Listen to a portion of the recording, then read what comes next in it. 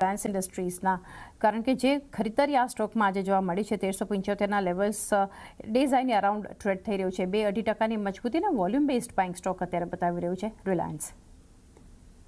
આપણે જોયું હતું કે 1340ની આસપાસના લેવલ પાસે એક સારો સપોર્ટ બનતો જોવા મળ્યો હતો, એક સારો ડિમાન્ડ ઝોન બનતો જોવા મળ્યો હતો અને છેલ્લા 2-3 સેશનથી આપણને ઘટાડો આવતો જોવા મળે છે, પરંતુ આ લેવલ્સની નીચે ક્લોઝિંગ આવતો નથી જોવા મળ્યું. તો અહીંયાથી 1340ના લેવલ એક સ્ટ્રોંગ સપોર્ટની જેમ સર્વ થતા જોવા મળે છે કે ક્લોઝિંગ બી સ્ટોપ લોસ તમે પર્ટિક્યુલર લેવલ્સ પર ધ્યાન રાખીને ચાલી શકો છો.